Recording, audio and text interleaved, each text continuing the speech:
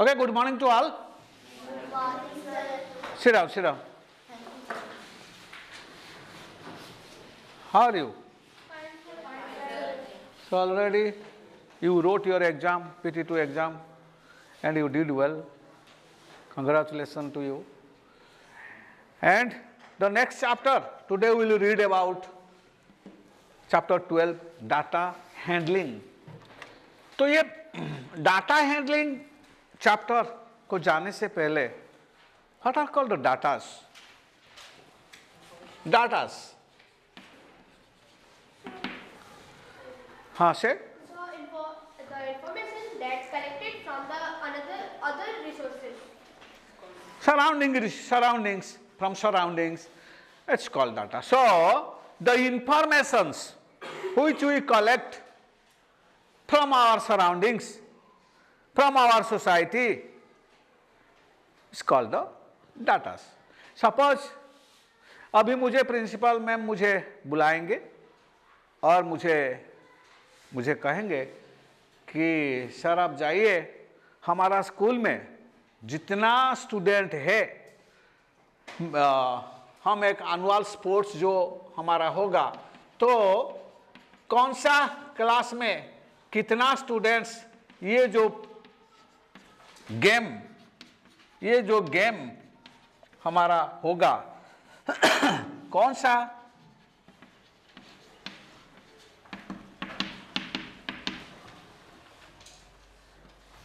सा क्लास में कितना स्टूडेंट्स वो पार्टिसिपेट करना चाहते हैं। तो मैंने गया 6 से लेकर कबड्डी का DDI और DI, DDI double D, okay. So ये गेम के बारे में मैंने वो मुझे कहा कि सर जाइए आप 6 से लेकर 12 तक कौन सा क्लास में कितना स्टूडेंट्स वो सब पार्टिसिपेट करेंगे ये गेम में। तो मैंने आया 6 क्लास को आया, मैं 7 क्लास को गया, मैं 8 क्लास को भी गया, हाँ 9th क्लास को भी गया और 10th क्लास को भी गया।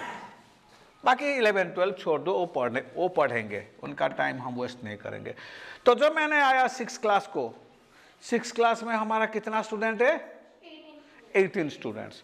तो उसमें से 4 स्टूडेंट्स बोला कि सर हम ये खेलेंगे, फुटबॉल खेलेंगे। 7 स्टूडेंट्स ने कहा हम ये खेलेंगे और 2 स्टूडेंट्स और 1 स्टूडेंट्स और वॉलीबॉल के लिए to your locality, to your village, just to do a survey कि किसका घर में कितने बच्चे हैं, कितना बॉयज है, कितना गर्ल्स है, वो पढ़ते हैं या नहीं पढ़ते हैं, अगर पढ़ते हैं तो उड़िया मीडियम में, कौन सा मीडियम में स्कूल में पढ़ते हैं, कितना इनकम है, घर में क्या क्या गाड़ी है। सो ये सब different informations they collect and they give it to their immediate authority, दे देते उनको। तो ऐसे ये सब एक रिकॉर्ड बन के रहता है कि विशाल का गांव में कितना पढ़े लिखे आदमी है, कितना क्या है, कितना कच्चा घर है, कितना पक्का घर है, सब कुछ, एवरीथिंग। सो ये सब informations, collection of these informations, these are called the datas. So ये डाटा को फिर हम रिप्रेजेंट करते हैं in a tabular form, in a graphs, in different graph paper में, पिक्चोरियल फॉर्म, पिक्चोरियल ग्राफ, जानते हो पिक्चोरियल ग्राफ? स्टैंडर्ड 5 में पढ़े होगे पिक्चोरियल ग्राफ, पिक्चर बना के हम दिखा देते हैं। सो ये सब हम रिप्रेजेंट करते हैं, दिखाते हैं, that is called the representation. So what is called the datas? ना the collection, write down, the collection of informations from different sources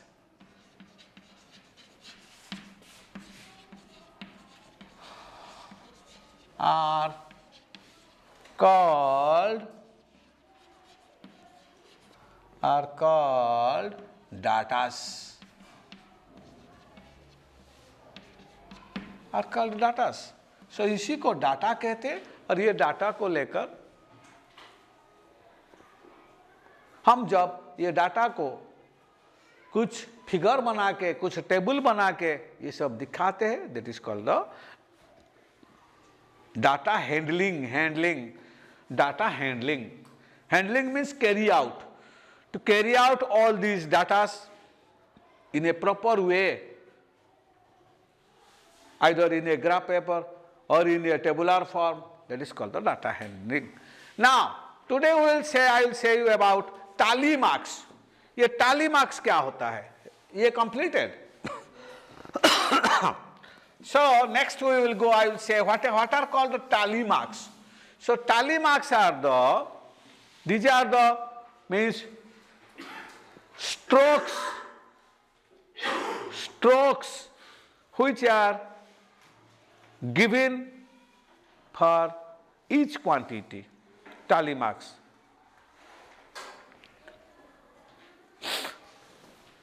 So tally marks क्या है?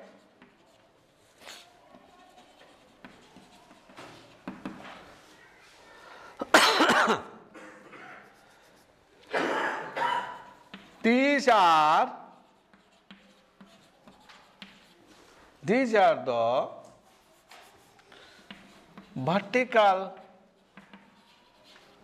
vertical lines expressed for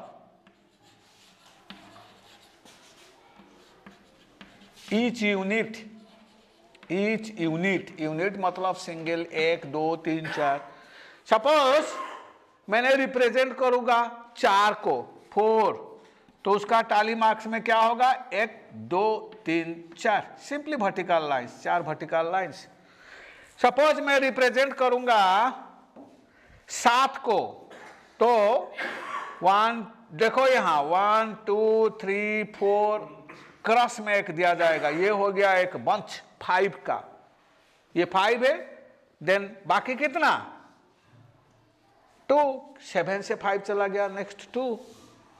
suppose I want to represent 19, तो 1 2 3 4 5, 1 2 3 4 5, 1 2 3 4 5, 5 5 10 5 15 हो गया. बाकी 4.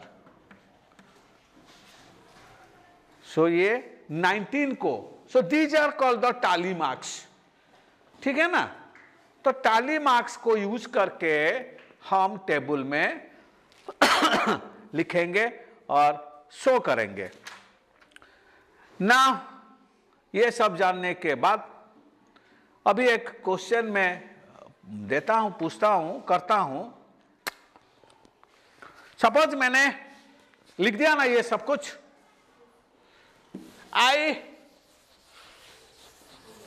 For our annual sports में देखा 4 sports item को मैंने लिया.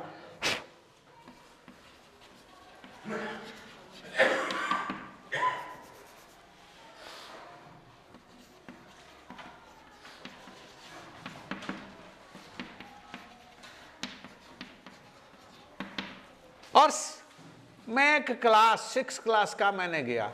तुम्हारा 6 क्लास नहीं, और एक 6 क्लास. ठीक है? और किसी स्कूल में मैंने गया और 6 क्लास बच्चों को जाकर मैंने कहा कि ये 4 गेम होने वाला है आपके स्कूल में, तो आपको पार्टिसिपेट करना चाहिए. तो जब फुटबॉल के लिए मैं देखा,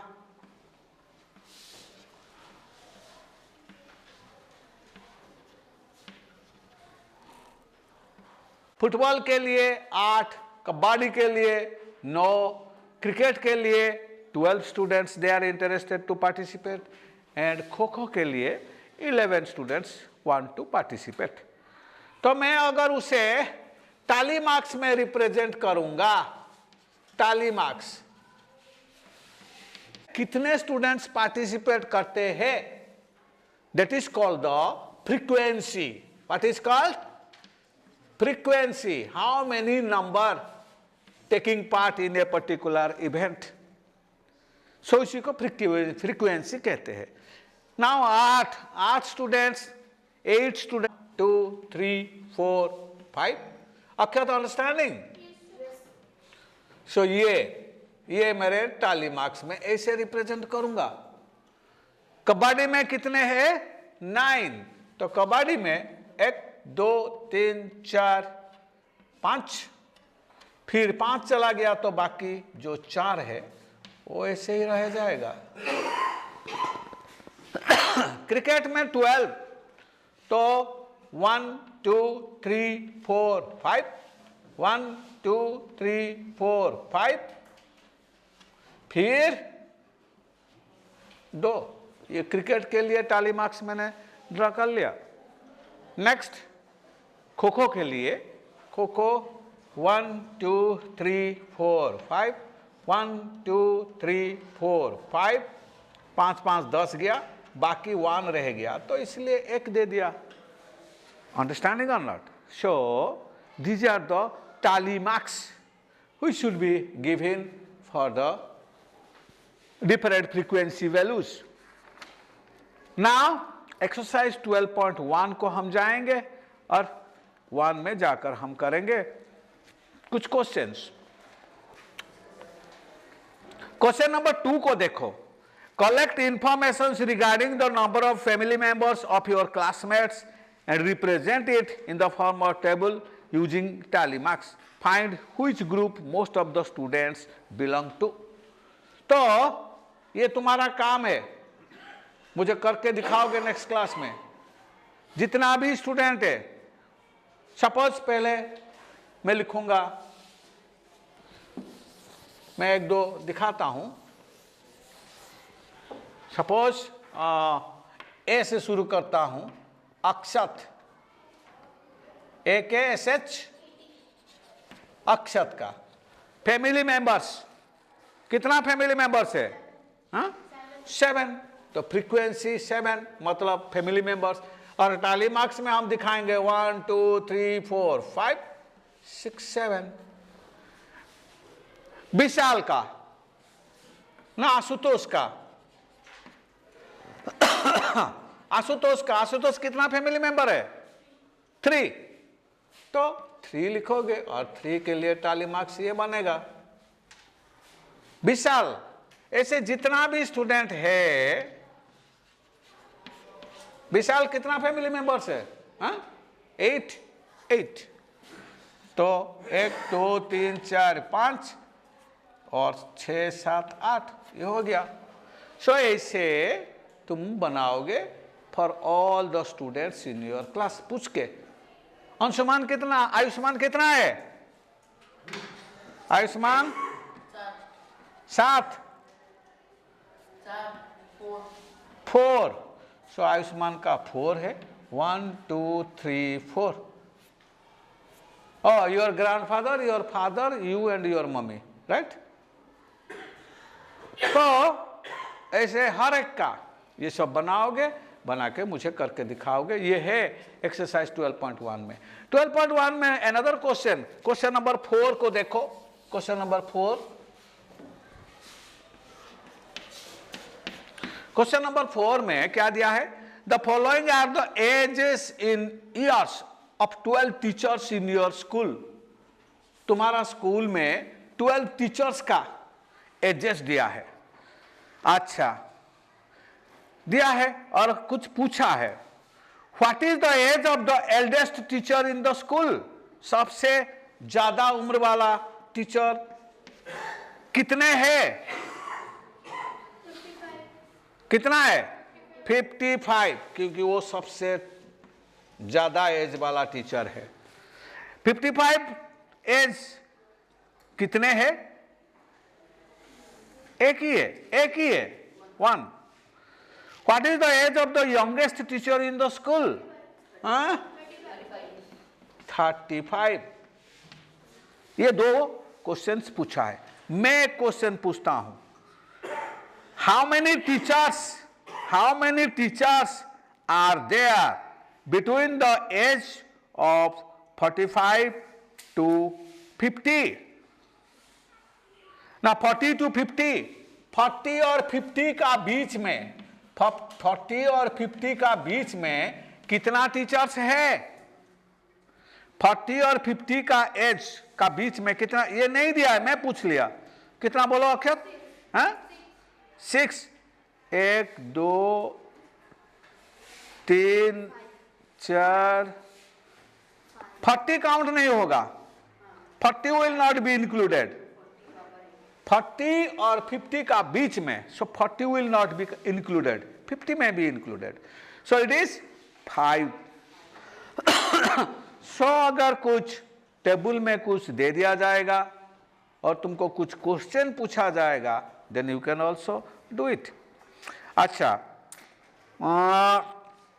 तो ऐसे ही डिफरेंट क्वेश्चंस तुम लोग को मिलेगा।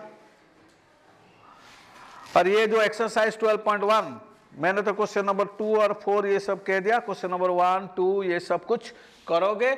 नेक्स्ट क्लास में हम पढ़ेंगे कैसे रिप्रेजेंट करेंगे, कैसे डिफरेंट पिक्टोरियल ग्राफ में हम ये डाटास को रिप्रेजेंट करेंगे। तो exercise 12.1 it is work for you, you will do. So that's about today's class. Thank you all. Have a good day.